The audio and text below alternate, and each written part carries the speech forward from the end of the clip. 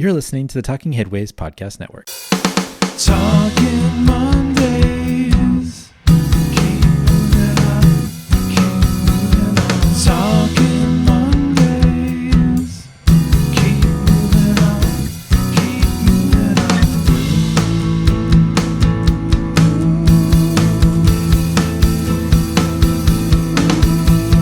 Talking Mondays. Keep moving on.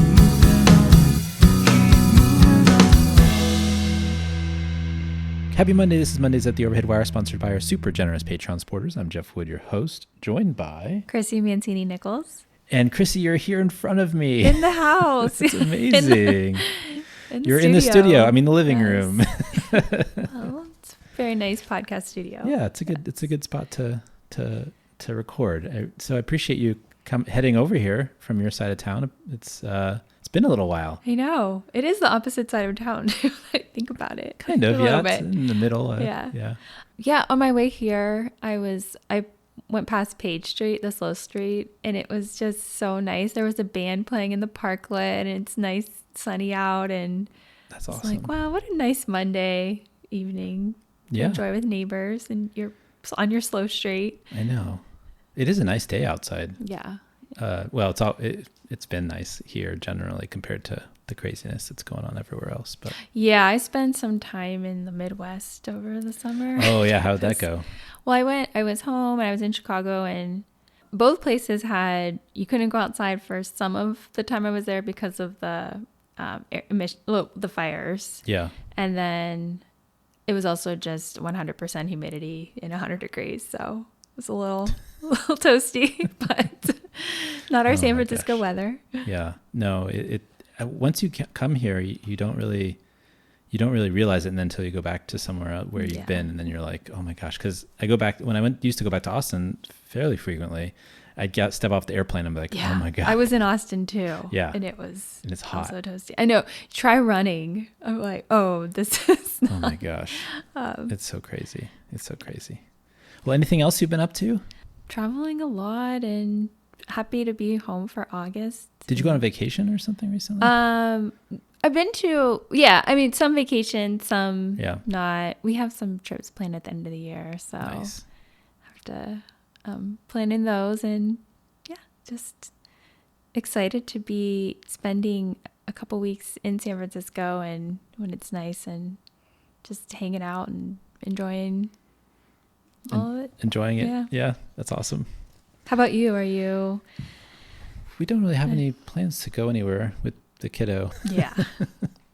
Being so, it's hard because I have a friend who's getting married in upstate New York soon, and we decided not to go because it was just a weekend, and it's not in Albany or kind of near New York City, so you'd have to fly across the country with a 1-year-old and then get in a car or get on a train and go another couple hours. And then once you're there, weddings are super fun, but I imagine if you have a kid, it's like, okay, well, we got to go to bed at 8, it's not quite the same excitement that. And they're East Coast time. Yeah, it's on East Coast time too. So you're messing with the timeline. And Sam, if you're listening, I apologize, but it just didn't seem practical.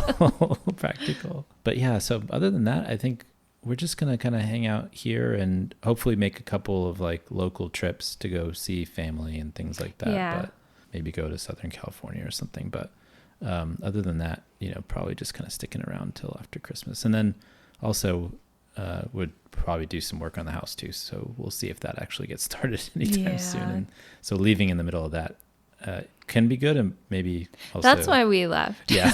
Renovations. You're like, we don't want anything to do with it. Just get out. So, just leave. So maybe that would be a good excuse. And maybe it's a good excuse to take some time off and leave too. So I probably need some of that. Well, thanks to everyone who's been ordering the bus and bike scarves. We really appreciate it. Again, I know it's hot out, so it's probably not scarf weather necessarily. But if you'd like one of the scarves, you can go to theoverheadwire.com and check one out. Also, don't forget to order the books we've covered on the show on the bookshop site, bookshops.org/shop/theoverheadwire. You can go and get any of the books of the authors that we've talked with. We just talked with Susan Crawford last week, and that was a really fun discussion about sea level rise. I don't know if fun is the right term to talk about, to talk about sea level rise, but you know what I mean? It was interesting. Yeah. It was an interesting discussion. And then also we have shirts, collaboration with Richard Wozensky, Cars Are Cholesterol. The logos are on the shirts. You can get them on mugs, on coasters, anything you'd like. bit.ly/Cars Are Cholesterol. And I always tell people to get the purple one. And this is episode 137. We're live together and in session. It's amazing. It's like the good old days. I know, good old days. At some point, I keep making you have come over to go over here. At some point, we should probably go on the road or something and go to a parklet maybe and record a show. That'd be fun, right? We should do that sometime. In front of a live audience? Oh, I guess we could do a live audience. I didn't think about that, but yeah, sure. Why not? Why not? Go to a bar or something and do that. But you can get the show if you're not at the live audience. You can get the show on iHeartRadio, Spotify, Overcast, Stitcher. Actually, not Stitcher anymore. Sorry, Stitcher listeners. That service will disappear at the end of August. So we'll have the URL and the RSS feed for this show in the show notes, so you can take it to another podcatcher if you want. But everywhere else you can find it. And I apologize for the Stitcher folks. But anyways, let's get this started. We should talk about Lyft, shall we? Sure, let's just get started. We should just get into it. Lyft wants out of bike share. Lyft's CEO has stated that he wants more subsidies from cities where they operate bike share systems, or wants to be rid of the networks the company bought when they acquired Motivate, a previous operator of bike share services across the country. Ultimately, the desire for profitability over providing access is leading the move, and Lyft's promises of being friends with active transportations are long gone, as he pondered whether they did a good enough job transferring bike share riders into their ride-hail system. This is by Aaron Gordon at Motherboard. I'm just curious, what you think about the story and to start, but also the tension between bike share and other modes of transportation.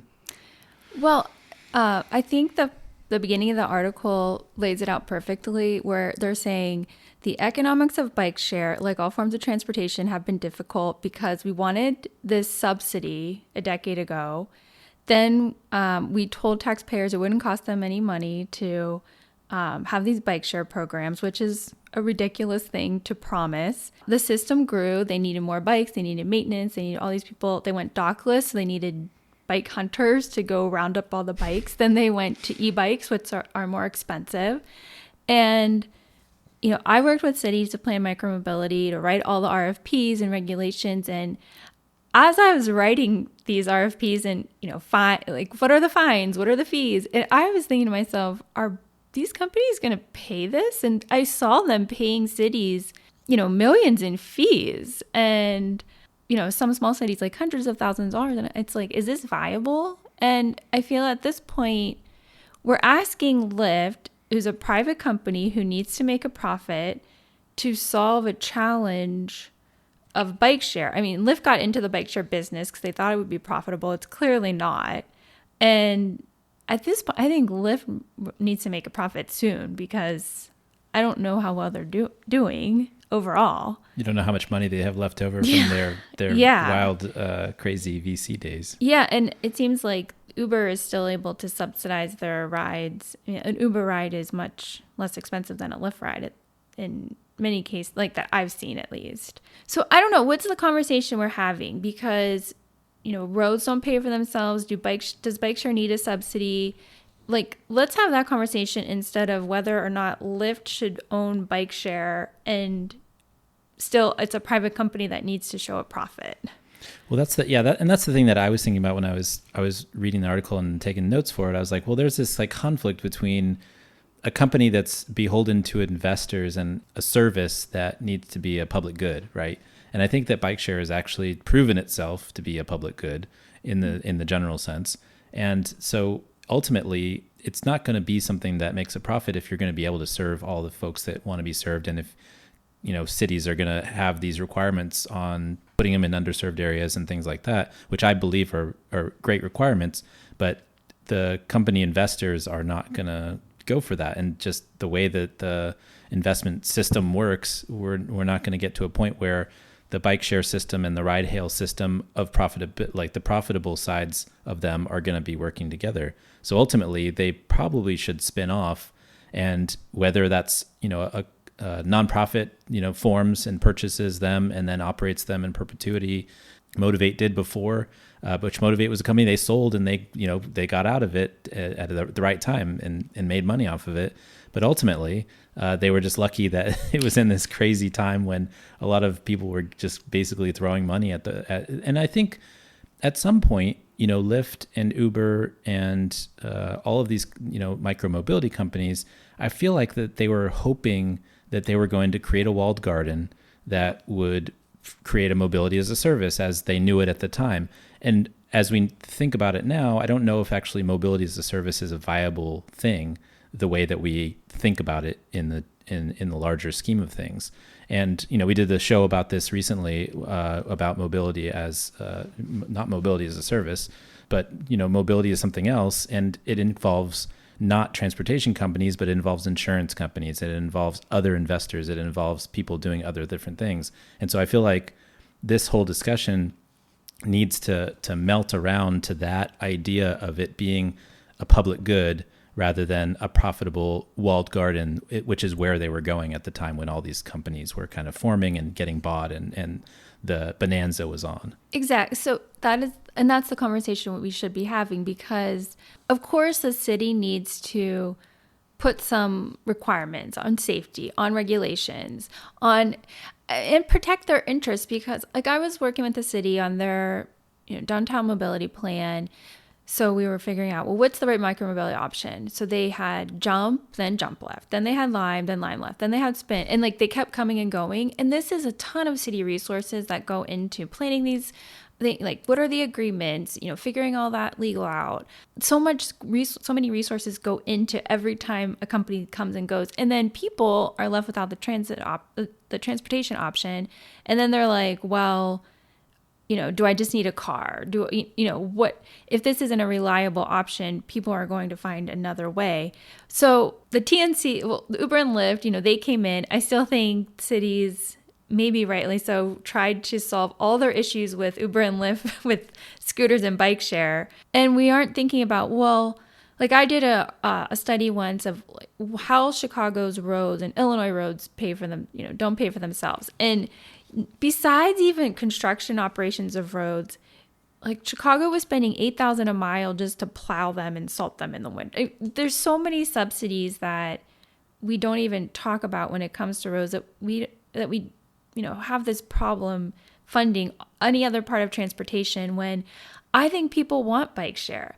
I was recently asked by a suburban city, how can we get bike share? And I was like, and I love, if there are suburban areas out there that are listening that have bike share, I'd love to know, because I was thinking, how do you have the density? People need to walk just a few blocks to get the bike. How does a company go and wrangle up all the undocked bikes every night and where do they put them? Where do they replace them? And how does that work? But cities want this option. Yeah, there just needs to be a subsidy. Why do they want bike share? I understand intuitively why I guess they would want bike share, but given the often discussed, suburban interests of automobile ownership, et cetera, I'm wondering why now they might be talking about bike share or micromobility more generally. So this is a city. There's a commuter rail there and some to get to transit. I don't know. I think some people in the city see bikes and they see e-bikes too, and that's a great option for the suburbs. But maybe that people can't afford an e-bike or don't want an e-bike. They just want to try it out. And I think some cities are just kind of figuring out what can we do to provide some option besides driving or expensive ride hail. Yeah. But I think, at this point, I took an e-bike, a Lyft e-bike from my house to the ferry building once, this summer to go to the farmer's market. It's I think it's less than 3 miles. Maybe it's 3.5 miles. It was $22. Oh my God. That's not enough. Yeah. And it's not, is it just a fun thing to do more than someone that's actually commuting? Or so in a suburban setting, if you're going to go 10 miles, longer, travel longer distances, how much is that going to cost? So will it work? I don't know. That's insane. I know, because then you have to get your farmer's market veggies and fruit, and like, you know, I'm not going to carry them home in the little basket. So I'm like, well, I might as well take the bus home or drive, or just, it's cheaper to just drive and park or. Yeah. I mean, well, just, you know, the bus is $2.50, $3. It's like, yeah, I feel like your discussion about everybody was over-regulating because of what Uber did. And now we're in this place where actually right now, probably the Public Utilities Commission, California Public Utilities Commission, is having that meeting about whether Cruise and Waymo should be able to operate autonomous or driverless vehicles on San Francisco streets unlimited, right? Yeah. And I feel like I would rather have unlimited scooters and bikes on the streets than driverless vehicles, just because they're still piloted by humans. And I guess there's a future for driverless vehicles, but the overthinking it at that point has actually set us back to where we're about to get thousands and thousands of these vehicles roaming the streets that can't turn around. Today, one got hit by a truck because in normal human interactions with a truck that's turning over, you know, through a street, you would actually back the car up, but the vehicle didn't know what to Lombard? do. I don't know if it was on Lombard. My husband or not. sent me a photo this morning when he was walking to work of a Cruise sitting in the middle of an intersection on Lombard. Oh, really? Well, they do that too. There was actually the fire trucks, or the fire closest station. They like to train new people on the ladder on the building across the street from us, this big apartment building. Mm-hmm. And so they'll pull up and they'll sit there for a little while. And it's a narrow street. It's an old street. And so they'll, you know, put the ladder up, and then this Cruise vehicle came over and was just sitting there for like 10, 15 minutes because it couldn't decide whether it wanted to turn around or not. And so those types of things happen. But it's just, I don't know, it's a little maddening. And I wish they would be, you know, share more of their information. If they're going to use public streets, I wish they'd be able to share more information. I think that's one of my biggest things, is just the opaqueness of it all, where they're not sharing anything. They're not telling us anything. They're just experimenting on us. Yeah. I mean, I think there's a future. Is this future happening, and how can you create policy and plans around it? Yeah. And that's what's not happening. And the CPUC, for example, they eliminated Uber and Lyft fees, their Uber and Lyft tax a couple years ago, and they just said, we no longer need that revenue source. So they don't allow local government to charge any ride hailing, you know, fees, unless you pass a ballot measure. But they charged a fee. They eliminated the fee. They wouldn't say why. So I mean, I think it's transparency. I'm not sure what we're going to find out, but I do think, yeah, we need more data, because I see driverless cars just everywhere, like 5 a day. Yeah, I see more than that. Yeah. They actually, like, I think Guerrero is like the funnel for them to come into the city, because if you're sitting, like, there's a brunch place down on Guerrero and 22nd. If you're just sitting there, you see Waymo after Waymo after Waymo in the morning. It's like, you know, 15, 20, 30 of them. Like, it's a crazy amount. Yeah. What are they doing at night? Well, apparently some of them are circling around this neighborhood, right? Yeah, like, that's and one you of the. hear that whirl. It's weird. And then also, like, sometimes our bedroom window, like, every once in a while I'll see a flash. I think it's the LiDAR or something that comes by and is, like, you know, whirling around, and then it flashes in the window. So there's, like, some unintended things that are happening weirdly. But people around here have been actually complaining, because some of the cars, they kind of like. They like hang out at night and they just go the same circle, and the whir just continues and people can't sleep. So, yeah, I mean, I feel like I don't want to be labeled as a Luddite, and I don't want to be labeled as somebody who's anti-technology necessarily. But there is something to be said for, like, a cautious approach to these huge 2-3 ton vehicles that are traveling streets on a computer program. It just unnerves me for some reason. I can't quite articulate it yet. And it's something that bothers me, but I can't quite articulate it yet. And it's not quite an old man, like, get off my lawn. It's more like there's something that's not right about this. And it's irking me. I think it's strange. I both think it's strange, and I'm fascinated when I see cars just driving without anyone in them. It'll never not be weird. It's just, and I kind of want to try it. I'm not like, I just think if this is happening, how can we create something around it where it's beneficial to our communities? And I don't see what that is yet, because it's still cars. Yeah. It's just like electric vehicles. We will put $19 trillion into electric vehicles, but we won't fund any transit operations, which would cut emissions more than any electric vehicle ever will. So yeah. And it feels like another backdoor way to like try to kill Muni or kill public transit. Because Lyft has, not Lyft, haha, Cruise has these 6-passenger vehicles that they're going to start using instead of the Chevy Bolts, right? So they want to make it into like a little transit service. But is that in the best interests of the city? But are people going to get into an autonomous vehicle with strangers? That's a good question. I don't think so. You don't think so?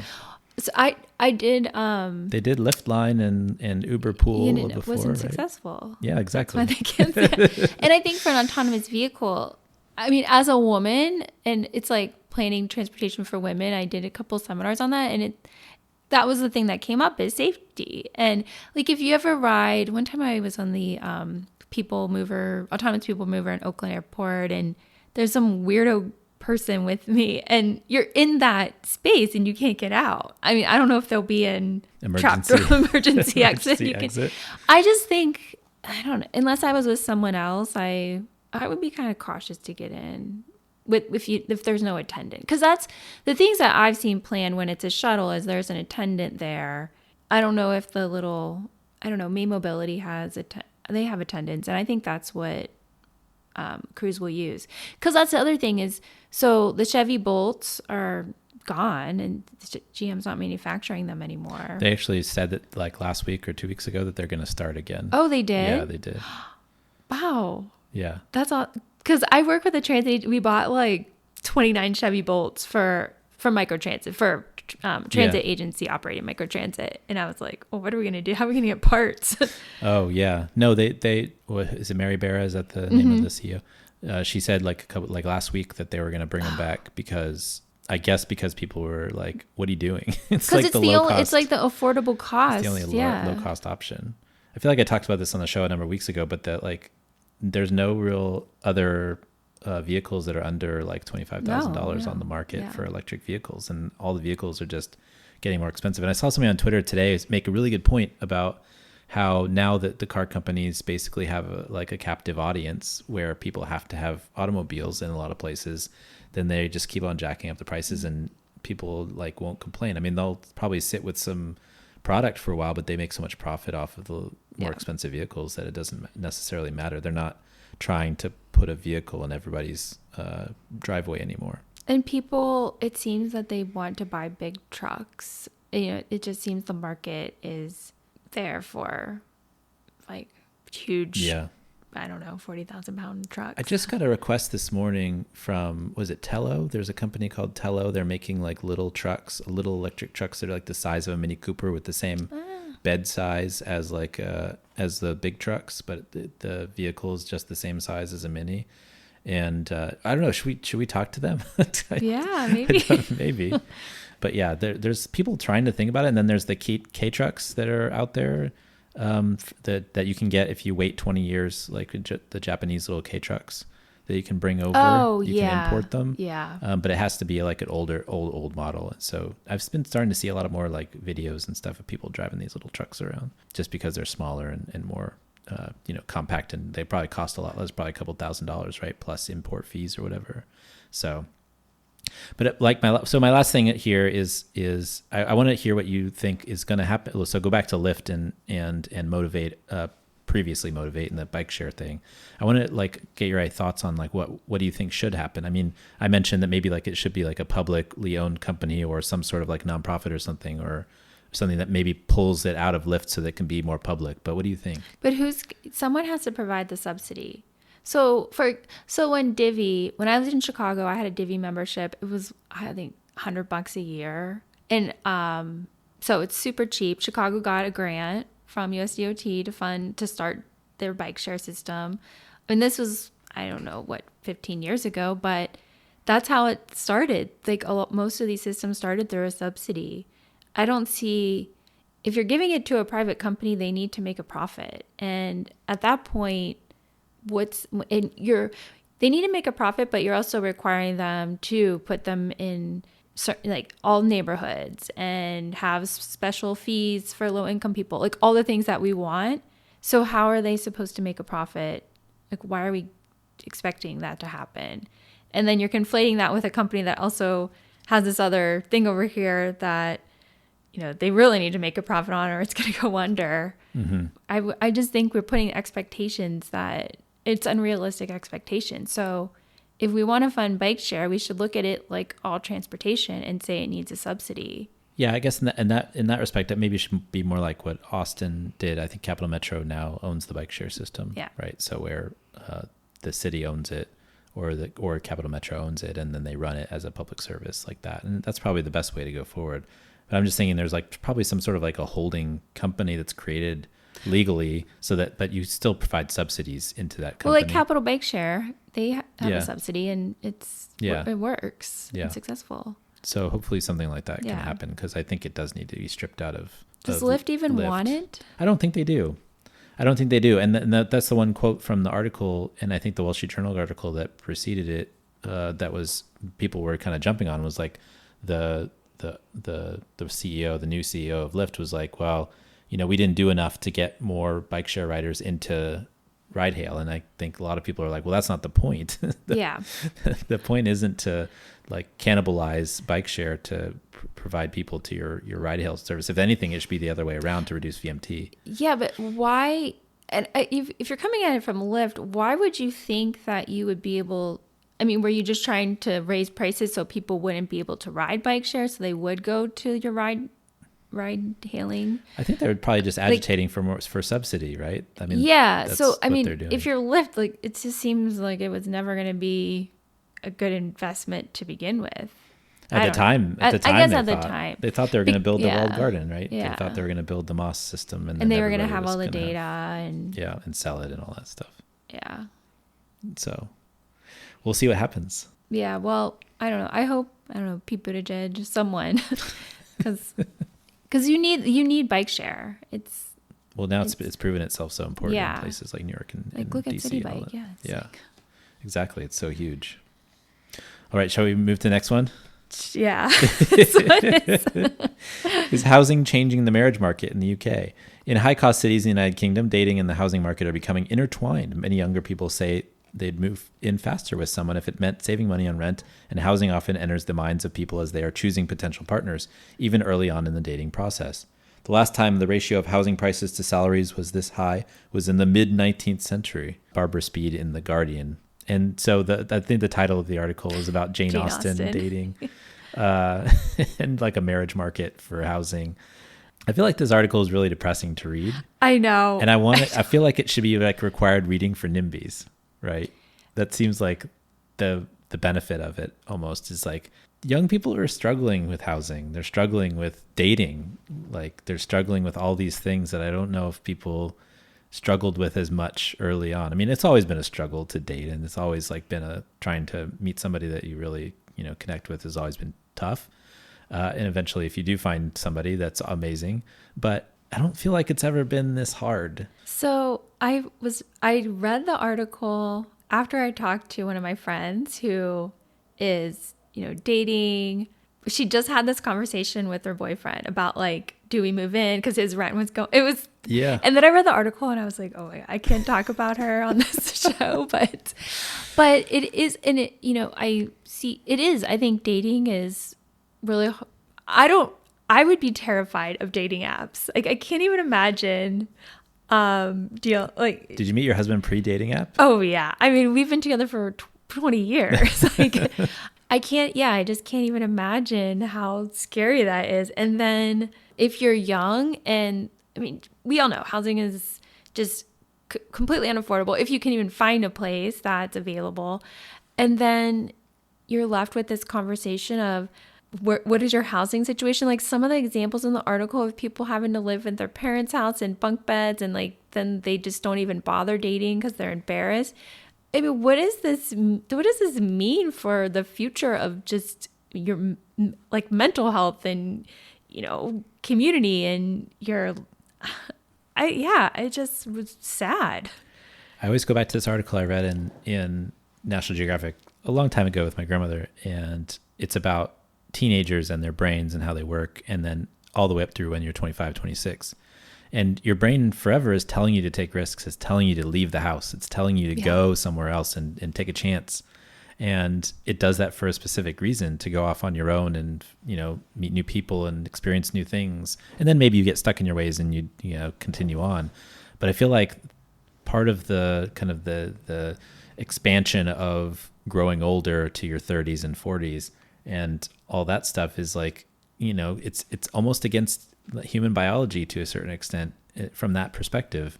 And so this just complicates it even harder, where if you're living with your parents and you can't get out and you can't meet people. I mean, there's an article last week in the Los Angeles Times about how like people under 30 are having so much less sex than they used to. Mm-hmm. And part of it's because like of this problem of housing, where you're living with your parents, you can't go out, you can't meet people, or you're paying so much for housing, you don't have money to go out and do fun things that you should be doing. They talked about in the article. Yeah. And that's the thing. It's how, when I was, in my 20s, all I want to do is I want to go and study. Like growing up, we never flew anywhere, or, I was just excited to get on a plane, go and study abroad, like do things, explore things by myself, find out who you are. And if you can't do that now, and I just don't think kids growing up now, or even like in their 20s, there's so many barriers. How do you figure out who you are to be like a good partner? Or, if right away, you're going to talk about your housing situation, like the story of Rosie and Carl. And Rosie she said that she thought Carl loves her for her flat, and she thinks that makes her a safe bet and not dead weight. And I was like, that's how you're the thinking most about this whole depressing thing I've seen. Yeah. I've read. And it's like, also, what if you don't like the person? Like, what if you move in, you don't like the person? How do you break up with them? Because before you could break up with them, like, you just get another apartment. But now when I say before, I mean like 15 years ago. Maybe, 20 years ago. 20 years ago. Even now it's like, how do you even... Expensive here. Oh, yeah. Well, But in the high-cost cities, though, I mean, you see it in pop culture, too, like in movies and stuff, and people, you break up with somebody, and then they're like, what am I going to do about my apartment? They're like, we had such a good deal. The Breakup with Vince Vaughn and Jennifer Aniston. Yeah, that one. Yeah.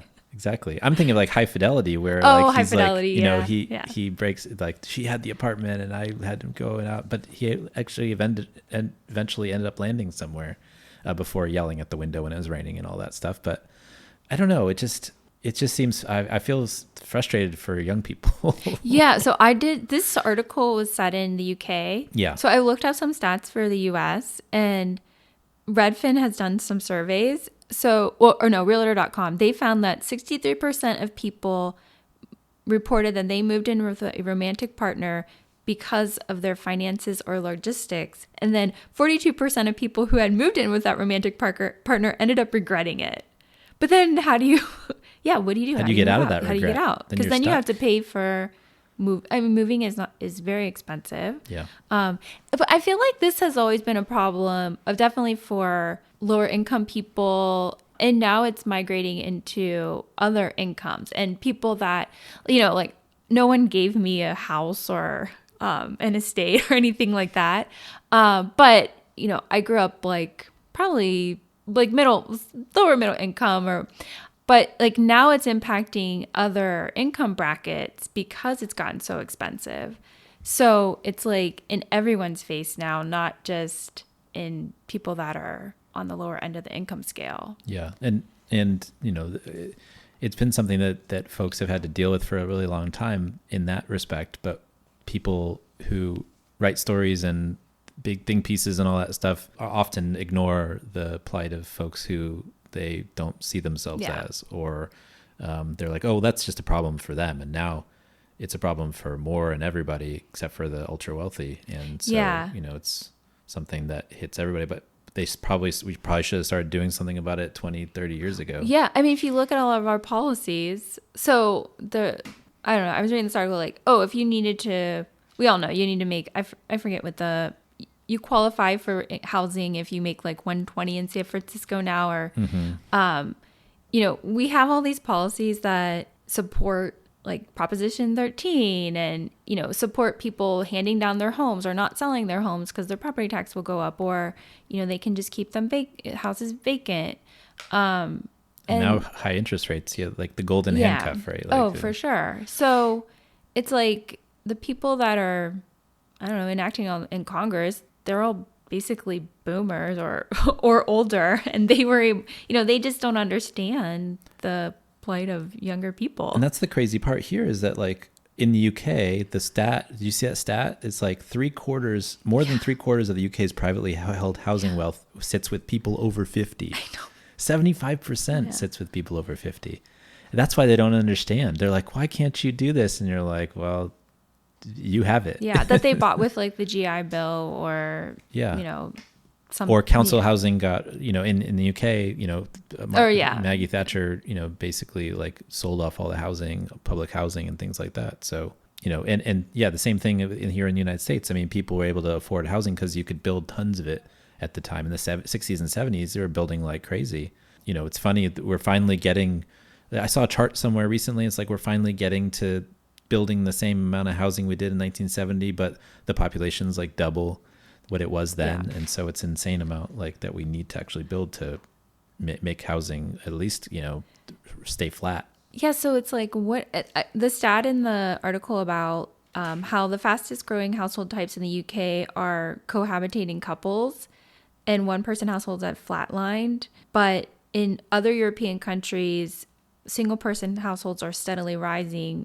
In Austria, France, Netherlands, countries where they have strong rental protection. So, I mean, people.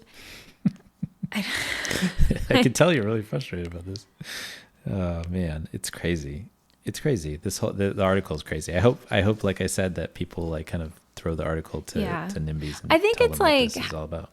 I hope maybe for-profit companies really start thinking about this and where their markets are, because I know for me, I have trouble hiring for anyone to be in San Francisco, like in the San Francisco office, because it's so expensive to live here. You can't just you can't just like move here, find an apartment, especially if you say you want to live alone or you're more advanced in your, like I had roommates, many of my, like right now I wouldn't want to have a roommate if I moved, if I were single and wanted to move.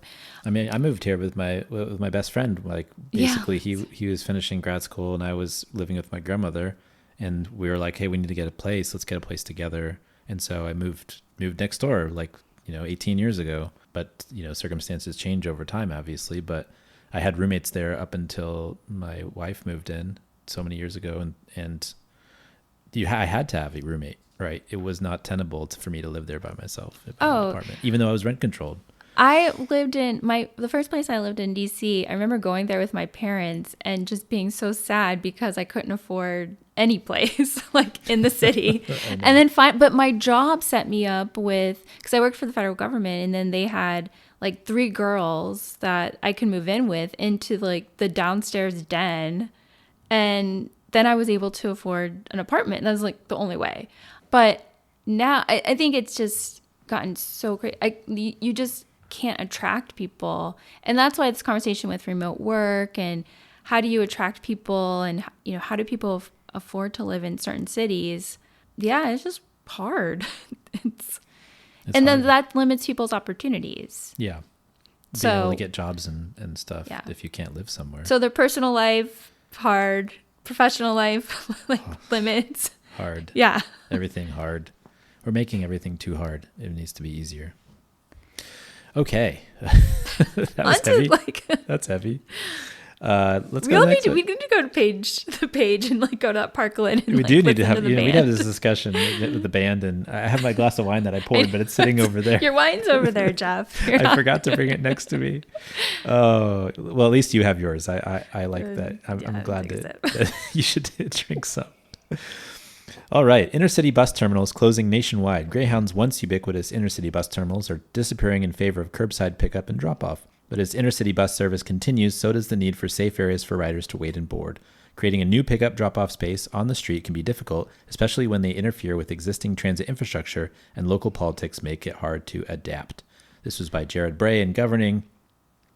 This is one of the frustrations I have with private capital is that they come in, they buy something, and then they basically extract everything they possibly can. And so in the thing with Greyhound, and I guess today's Simon and Schuster got bought by a vulture capital firm, so they're going to get torn to pieces probably, which makes me think about this. So basically Greyhound sold off their bus business to Flix, and then they sold off their properties to basically holding companies everywhere. And so all of these bus depots that were in these really nice spots in downtown cities, which, back in the 60s and 70s and 80s when, there was this exodus from downtown, they were, seen as not very that valuable, but now they're seen as very valuable because downtowns are seen as valuable. And so there's all these spaces that are gone now that were bus terminals, but now buses need to have a place to park and people need a place to stay while they're waiting for their bus, like a train station.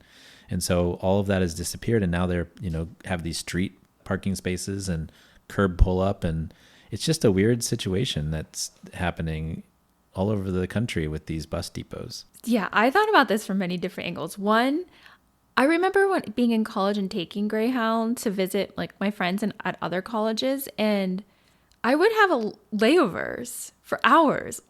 Like, I don't even know where I would have gone. Hang out at the Subway. That's one. Yeah, that's one. the sandwich shop. The Subway. Two is I take Amtrak pretty often, and in San Francisco, you have to take the bus over to Emeryville, and you just stand at like 500 Mission waiting for the Amtrak bus. And I just always thought, the first time I ever did it, I remember thinking, "Oh my God, am I gonna miss this bus? I don't really know. Is it gonna stop here?" Yeah, I didn't really understand it, and now I understand how it works, but I thought it was so bizarre. Why doesn't it pick up at Transbay? I don't understand why Amtrak uses the curb on Mission. Do they also pick up at the Ferry Building too? Or they used to? No, they just pick up at the Chase Building on Mission. Okay. That's the location. I think they used to be at the Ferry. They used to pick up right in front of the Ferry Building. But which Maybe is another because there's a curbside bike lane there. Maybe so. But it's another curbside spot. It's not a station or terminal or anything. And then the other thing is, all I do of my day in life is talk about curb management. So, but yeah, this is like the perfect example of the bus needs space. It's a private company. They don't want to pay for the space. Well, what do? I mean, you can't just hog up this huge curb space and not think there's repercussions, because cities need to plan for the space, put a bike lane there, put parking, all these different things. And I'm working with the city now. They have an airporter that picks up downtown. It's a private airporter, and it goes there. It comes a couple times a day. And they had to reallocate this whole portion of the street for this bus, and they're accommodating the bus. And the bus, I mean, shouldn't it be a two-way street where the bus is at least paying for some of that curb access because everyone else is paying for it? So I don't know. I think it's I think back when Megabus came in Chicago, they just started dumping people on the curb at Union Station, and it was a huge issue for CDOT because people were just being let out in the middle of the street essentially, and it was a huge safety issue. But if no one's gonna cite them, then they're just gonna keep doing it. They're just gonna keep doing it. It's the way for them to keep their costs low, I guess. Yeah, is to just be able to put people wherever and not have to pay for any physical infrastructure. But is there a responsibility of cities to provide a bus station for these services? I mean, Transbay could probably do it, and you could probably figure out a way to charge a nominal fee or something that's not exorbitant. But I feel like there's something to be said for that. Or as they said, they mentioned something about Chicago, and I don't know if Chicago's actually considering buying the bus depot that's downtown that they're thinking about redeveloping. But it seems like cities maybe should have hopped on these opportunities to buy these bus depots because they were set up for that initially. And obviously the vulture capital firm is going to try to get, or the holding companies try to get as much money as they can for the property, but it's probably there's probably some public good in that property as well for keeping these buses off the street. And now apparently there's so many of them, the different types of buses, that maybe you could actually have made it work. Yeah, so that's what Joe Sweeterman, shout out to Joe. I worked with him a little bit when in Chicago. He is advocating for cities to, provide space, like build connect their transit with the private bus operators and provide the space, because there will be transit connections between the two, which I think is a perfectly fine idea. I mean, you don't need a whole terminal if depending on how many buses there are. But yeah, can't they pay to lease some of the space? And that seems reasonable to me. Or even if it's just like or even if it's just like a bus terminal downtown. Like a lot of them have these switching terminals, or these places where the buses all come in and they sit for a little bit and the drivers can go to the bathroom or whatever it is. Right. There's that issue too, right? The driver. Where does the driver take care of what they need to do? Well, I think what they do, I just took Amtrak down to San Luis Obispo, and I had to take the bus back for part of it. And they just pull up to the McDonald's, and everyone gets out and gets McDonald's, and the bus driver gets out to go to the bathroom. But yeah, they're just relying on where do taxi drive, Lyft and Uber drive? Yeah, right. They don't, because there's not a lot of public restrooms.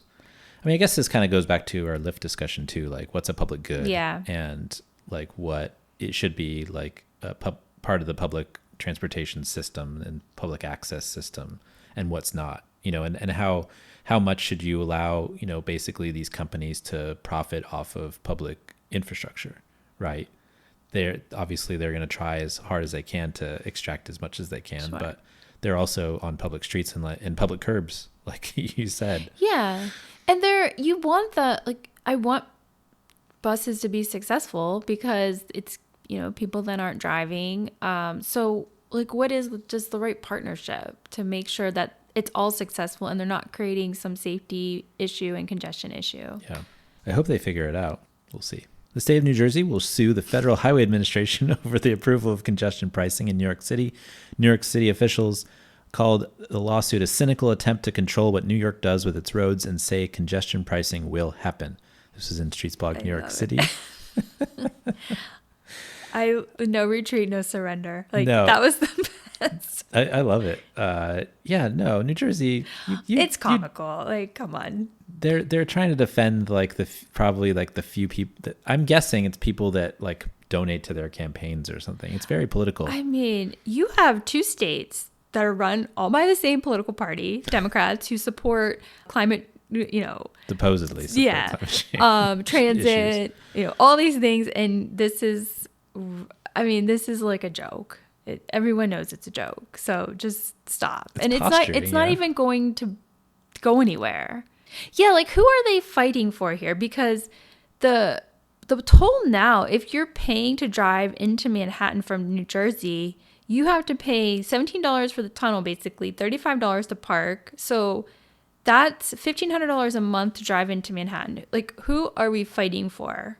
the lawyers and bankers that make enough money to drive into the city. And only I think 3% of people commuting into Manhattan from Jersey commute with cars, and they're not really predicting that public transportation will grow because of the tolls, because it's they're already at there's nothing really to grow because so many people already use transit. Yeah. So I mean, I guess it's freight companies that don't want to pay the mom and pops, the truck, because so much of freight activity is mom and pops with one or two vans, or trucks, white box trucks. So they don't want to pay. Yeah, but it's an issue. I mean, there's so much problem with how much people are driving into the city, and there's not enough space. It's the geometry issue that we've always talked about, right? It's cars take up 350 square feet, and vans even more, trucks even more. So how much are you going to pay for that valuable space, especially if it's at a premium in the city?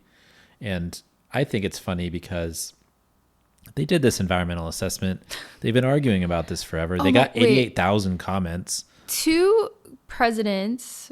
Where is it? It's 2 presidents, 3 lieutenant governors, 2 governors, 2 MTA chairs, 2 mayors, 38 hours of public hearings, 19 outreach sessions. Yeah. Yeah, I think I used to live in Lower Manhattan, and the streets that's what's great about walking, because the streets are so narrow and you can walk like 20 blocks in 5 minutes. Yeah, I mean, I think it's crazy if you would drive into Manhattan anyway. But I mean, clearly this is going through. I think what I'm most excited about is, one, tolling existing federal, because this was originally paid for, the roads were originally paid for from the federal government. So now you're tolling existing capacity, which was banned. And I wrote legislation like 5 years in a row to pass, it would never pass. So is this creating like a great precedent that now opens the door for states to toll existing highways that were funded through like, the 1950 or highway bill. Right. So I'm excited to see if that will make a change. And then the other thing is, I've talked about, I was working with the city of Seattle and Department of Transportation on e-cargo bike delivery programs. Those programs need hubs. So for, big trucks to deliver goods to a hub, and then you take all these e-cargo bikes out and, deliver. And they're already doing that, piloting that in huge ways in New York City. So will that just grow and grow like it did in London, because they have the low emission zone charges? So I'm excited to see like what are all the outcomes of this, because there's going to be a ton of beneficial outcomes to study. Yeah, especially since you have a foothold in pricing generally, right? So you finally have somebody that does it, so then other cities can do it or try it. San Francisco probably wouldn't now. They would have before if the office markets was like it was, We're raising the bridge tolls. They're raising the bridge tolls, but at the same time, like, there's people coming from the south too. So I feel like, but they're not going to do it now just because. I think they need to wait. They wouldn't mess with what's going on with downtown. But Los Angeles has said that they were interested in seeing what happened in New York, and so I'm interested to see what happens there, because Los Angeles is such an interesting city when it comes to transportation policy. And there's probably other cities that could do it in small areas, and it could be just like TDM, right? It could just be like this small little transportation demand management thing where, you could try it in this small cordon area that is a problem area for traffic. And so you're like, well, if you want to get in here, you have to pay us. And I looked at it in Chicago Loop because it'd be easy to do there, because there's only so many. And there's only so many ways to get in. I think cities need, obviously, like, we're not raising gas taxes, so we have to pay for all of this somehow. Yeah, we just had folks on to talk about road user charges, which was really interesting, just general discussion about it. But you're going to have to figure out a way to pay for stuff if you're not going to do it with the gas tax. And I feel like this needs to not go to roads or the general transportation DOT, state DOT type of stuff. But there's got to be other ways to generate revenue that is symbiotic with transit and symbiotic with, access generally. Well, this is going to generate $1 billion? $1 billion a year. So that will be like a significant amount. And that's the thing, it's in San Francisco, they're raising the bridge tolls, but it's not really funding anything. It's keeping Muni and BART where they are. Yeah. Because in Muni, they plan to do that with additional parking, expanding parking meter times, but of course, that's so dumb. The pushback against. Even. Don't get me started. Don't get me started on I just read the article on Connie Chan today in the Examiner, and it just made me so mad. Oh, it made me so mad. I think there's a push. Like, we're gonna see some change. You think so? I hope so. Okay, because I feel like, used to be like 50,000-60,000 people rode the 38, and there's a planning for a BRT line, and you have to take 70 parking spaces, and they can't even do that. And so, you're putting the importance of 70 parking spaces above maybe 20 to 30,000 people. It just doesn't. And probably more. So yeah. Yeah. It's so dumb. Anyways. Yeah. So next up, Interesting news out of North Carolina. The FTA has told the Triangle Transit Authority that it won't be funding their latest commuter rail plan, but would be open to bus rapid transit schemes. Apparently, the pandemic has changed thinking in DC about what will be viable going forward from a ridership perspective. Additionally, with so little money and larger projects taking up a lot of the capital grants, lower cost projects are likely what we'll see. I imagine that unless the FTA gets strict on what constitutes BRT, we'll also see a lot of rapid buses without dedicated lanes. We've seen ridership comebacks in places that have built full dedicated infrastructure, so hopefully somebody takes note of what works. We noticed this in San Francisco. The Van Ness is higher now than it was. Yeah, I love the Van Ness. I ride it all the time. I haven't ridden it yet. I still need to do it. I walk by it because I go to City Hall. You can get home. So if I'm, say, coming home from downtown, I mean, it's not really where my office is, but say sometimes I have to go up to like Market and 10th. I can get on the Van Ness and be home in I'm saying you can get down Van Ness in like 10 minutes or less. It's amazing, right? It's amazing. And that's this whole conversation around like light rail. I understand people want this light rail because it's so shiny and nice, but BRT can do all of those things. And like I'm working on a study, a transit feasibility study in the Central Valley, and basically we're trying to take congestion off of State Route 99. And we're looking at light rail, but there's just absolutely no way that you can afford light rail. Like the ridership projections just won't pan out, and it's like $1 billion a mile.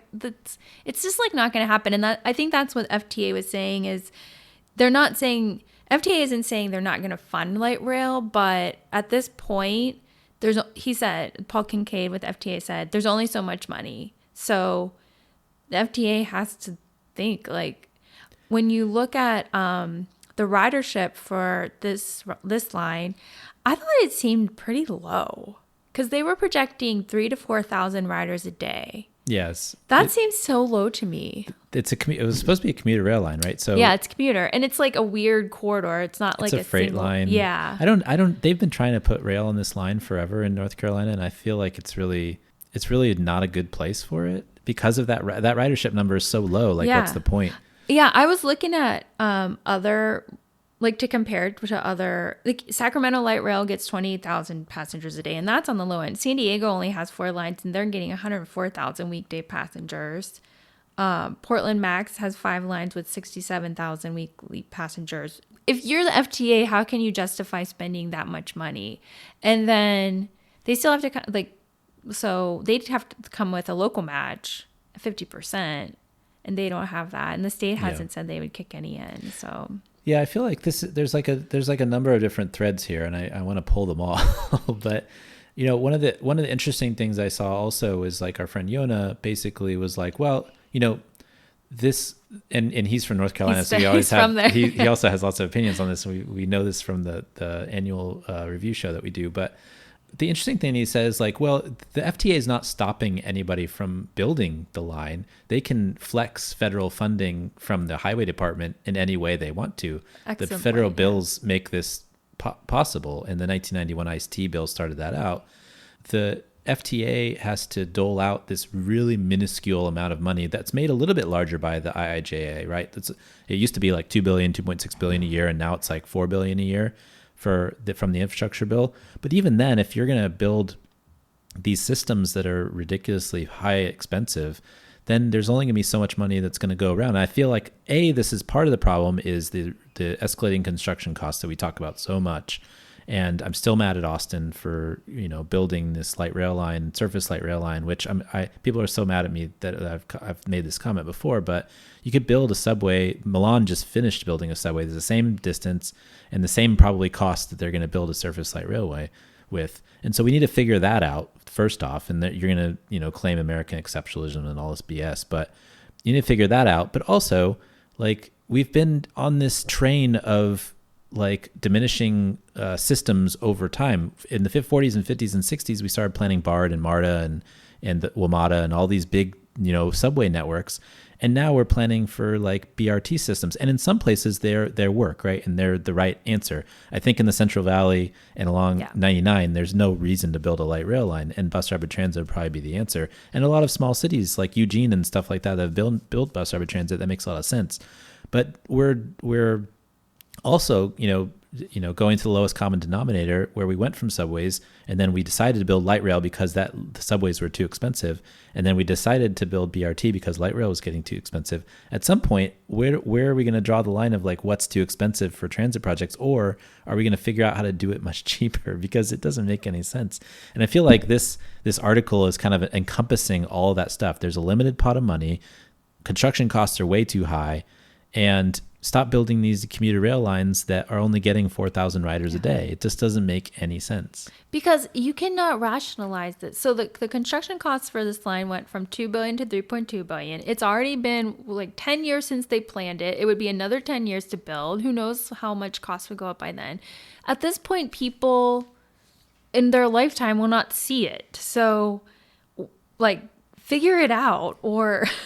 And spending $3 billion when you could, like, that's a lot of money to like buy buses or provide service, or, we need to do a lot more on frequent service in the country too. We can't just have these 15, 30-minute headways either. I mean, and that's the thing. It's like, what are we doing? No one is taking a look at all the money we're funding. So like in California, I just finished a transit agency's electric vehicle transition plan, a small agency. It's going to cost $25 million to transition all their buses. Okay, great. We want electric buses. But can we just put, like, it doesn't mean anyone's going to ride the bus, which will do so much more to reduce emissions. And it's like, okay, you're going to have 3,000. This is a region. If they're growing so fast, they're growing people, job. I mean, this is a region that is just going bonkers. And you mean to tell me you can only get 3,000 people on a $3 billion light rail? Like, it makes no sense to me. To be fair, the one line that they were going to build. Oh, the one Duke killed? That Duke killed. Well, there was that magnetic thing, doing something to their labs. So. Yeah, they said that in Minneapolis too. University of Minnesota said that too, but I don't think that they can figure out a way to dampen the things. But yeah, I think it's all NIMBYism to be fair. But start. And Christoph Spieler says this all the time. Like, if you're going to build light rail or bus rapid transit, just take your most popular line and convert it, and then you have instant ridership. It's already there. You'll get bonkers service like we did on Van Ness, and it'll be amazing. And we won't have a situation where we have the central subway. Exactly. That is what I didn't want to bring it up, but look at how much the central subway costs compared to Van Ness. Well, I don't know. Well, Van Ness was pretty expensive, but nowhere near the but 1.6 yeah, and look at the I was trying to find updated central subway ridership numbers, but I couldn't find them. Yeah, I don't know if they're. And then I didn't want to be like super negative, but yeah. I mean, we could go through all the politics and history of that, and the earthquake and everything, and Willie Brown and Rose Pack and whatever else, but. The fact of the matter is, and I love light rail and the overhead wire, that's my thing. Yes, like I love it. But at the same time, like now I'm getting to the point where like, let's just get more riders. Let's like fight back against this auto-centric take over the world culture that's going on. It's driving me bonkers. Anyways. Yeah, I think it relates back to all the topics we're discussing today. Like housing is expensive. It's expensive to get around. Dating's expensive. Like, Lyft is bike share is expensive. Like, oh my God, it's all crazy. Well, yeah. Well, shall we? Let's end on a happy note, shall we? Let's do this Miyawaki method for reforestation. A method of quick reforestation developed by a Japanese professor Akira Miyawaki has the potential to speed up greening around the world. The method includes planting native trees and plants in close proximity to each other so they grow faster in competition for the resources in their early lives. The Miyawaki method supports a greater biodiversity and carbon capture than single species plantings, which make it possible for a faster regeneration process. This was by Charmaine Lee in Fair Planet. I saw this in one of the books that I read recently. It might have been Paula DePerna's book, or maybe it was one of the other previous ecosystem services book that I read and we had author on. But this is really interesting, the Miyawaki method for reforest. Basically, they take a small plot of land and they put in a whole bunch of native plants like close together, seeding everything like really close together, and then they take care of it for a couple of years, and then it just takes off. Hopefully, the rain is enough and everything to take care of it. But you've heard all these cities like Madrid of like, we're going to reforest and we're going to plant these huge forests and things like that. And then, you see pictures of it 5 years later, and it's all like the trees are all dying and stuff like that. But these have actually worked. Like they've actually been able to reforest places by starting with this little patch of land and then bringing back the biodiversity.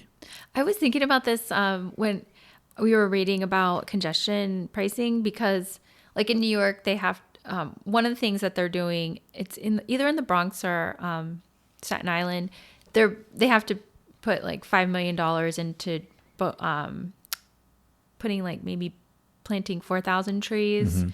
And I was thinking, those trees are just going to die because they're probably on roads and there's going to be a bunch of emissions. And then I was like, maybe they can just do an urban forest in some plot of land in the neighborhood, and like it would grow if it were. Yeah, if they paid attention to it and they did it this way with all the native plants and stuff, I imagine like you could just have pop every once in a while. Because I think like San Francisco has had to cut down all the cypress trees, eucalyptus. They were just so beautiful, and like they were there. Ficus trees they're trying to get rid of too.